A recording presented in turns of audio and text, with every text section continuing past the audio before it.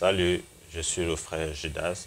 Je m'interroge, tu t'interroges, il s'interroge, nous interrogeons tous sur certains sujets dont la compréhension, les réponses peuvent nous faire éviter l'enfer pour le paradis où nous vivrons éternellement avec le roi des rois, le Seigneur des seigneurs, la majesté des majestés, Jésus-Christ de Nazareth.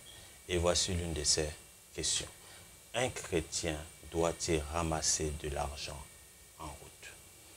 Comme nous faisons sur la Sainteté FM, sur la Sainteté TV et sur www.lasainteté.com, nous répondons aux questions par la parole de Dieu. La parole de Dieu qui est la Bible. Maintenant, pour comprendre, pour répondre à cette question, il est important pour nous de connaître l'origine de l'argent. Il n'est pas question ici de connaître la personne qui a laissé tomber le billet peut-être de 100 $ ou bien le billet de 20 $ que tu as ramassé, mais la genèse même de l'argent. Et pour comprendre la genèse de l'argent, nous allons nous intéresser à Genèse chapitre 2. Nous allons lire du verset 15 à 17. Voilà ce qu'il est écrit. Il est écrit dans Genèse 2, versets 15 à 17. L'Éternel Dieu prit l'homme et le plaça dans le jardin d'Éden pour le cultiver et pour le garder. L'Éternel Dieu donna cet ordre à l'homme.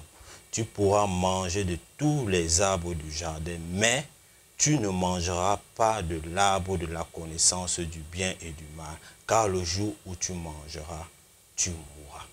Nous voyons ici au verset 15 que l'homme n'avait, lorsque Dieu a créé l'homme, lorsque Dieu a mis l'homme dans le jardin d'Éden, la seule chose que l'homme devait faire, c'était juste entretenir le jardin et le garder. Tout lui était offert gratuitement.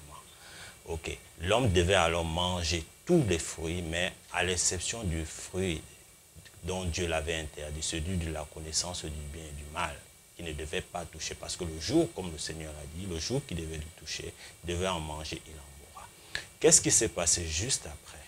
Juste après, nous allons, lorsque nous allons dans le chapitre 3 et que nous lisons le verset 17, voici ce qui est écrit au verset 17 du chapitre 3 du livre de Genèse. Il est écrit ce qu'il suit. Dieu dit, Genèse 3, verset 17. Voici ce qu'il est écrit. Dieu dit à l'homme, puisque tu as écouté la voix de ta femme et que tu as mangé de l'arbre au sujet duquel je t'avais donné cet ordre, tu n'en mangeras point. Le sol sera maudit à cause de toi. C'est à force de peine que tu tireras ta nourriture tous les jours de ta vie. Je vais lire relire encore les deux dernières phrases de ce verset. Voici ce qu'il dit. Le sol sera maudit à cause de toi. C'est à force de peine que tu tireras ta nourriture tous les jours de ta vie. Nous avons vu dans Genèse 2, que nous avons lu tout à l'heure, que l'homme n'avait besoin d'aucun effort pour pouvoir avoir de quoi vivre. Tout lui avait été offert gratuitement. Dans Genèse 3, au verset 17, nous constatons que le sol est maudit à cause de la rébellion de l'homme, à cause de la désobéissance de l'homme. Parce que l'homme, justement, a mangé le fruit interdit. Maintenant, Dieu lui dit, c'est à force de peine que tu gagneras ton pain. Ok? Maintenant, c'est à partir de ce moment-là que le travail devient comme une sorte de punition pour l'homme. L'homme doit gagner sa vie en travaillant. Okay? Parce que Dieu dit, c'est à force de peine que tu gagneras ta nourriture. Ça, c'est le langage de Dieu. Mais en langage humain, qu'est-ce qu'on peut dire? C'est à force de travailler que tu auras ton argent. Maintenant, pour répondre à la question que tu te poses, est-ce qu'un chrétien doit ramasser de l'argent en route? C'est simple. Et voici la réponse. Un chrétien ne doit pas ramasser de l'argent en route parce que justement, tu n'as pas travaillé pour pouvoir avoir cet argent. Tu n'as eu aucune peine. Le travail qui était considéré comme étant une punition parce que tu avais désobéi à Dieu, tu ne l'as pas fait pour pouvoir mériter cet argent.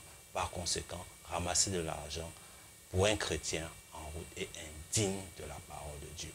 Une autre chose que tu dois également comprendre concernant l'argent que tu ramasses en route, c'est que dans le monde spirituel, principalement dans le monde démoniaque, il y a des personnes qui font des incantations, okay? Des personnes à qui on demande des sacrifices. Et un sacrifice peut être fait rien qu'à partir d'un billet de banque.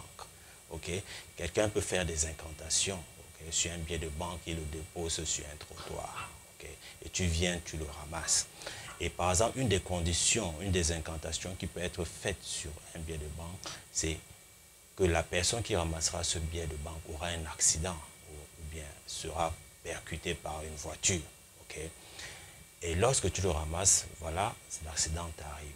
Okay? Tu ne comprendras pas parce que tout se passe comme il est écrit dans Éphésiens. On n'a pas besoin, nous ne luttons pas contre la chair ou le sang, mais nous luttons contre les principautés. D'un autre côté également, tu peux avoir ramassé de l'argent en route et que, bon, par exemple, un homme de Dieu comme moi, par exemple, l'a fait tomber, rien ne t'arrivera, mais devant Dieu, tu auras péché. Parce que justement, le travail qui était la condition pour avoir de l'argent, tu n'as pas rempli. Donc, pour avoir de l'argent, tu dois remplir cette condition qui est de travailler. Okay? Maintenant, je pense que j'ai répondu à ta question. Il est indigne pour un chrétien de ramasser de l'argent en route. Si tu as d'autres questions encore, nous t'invitons toujours à nous les envoyer sur la sainteté, sur notre adresse email la sainteté1@gmail.com ou bien pour ceux qui ont mes contacts téléphoniques, vous pouvez directement me contacter à travers mon téléphone ou à travers inbox. Je me ferai un plaisir de vous répondre parce que notre mission, comme nous avons toujours dit sur la sainteté FM, sur la sainteté TV, c'est pouvoir édifier les enfants de Dieu, les apprendre la vérité, leur préparer à rencontrer le Seigneur.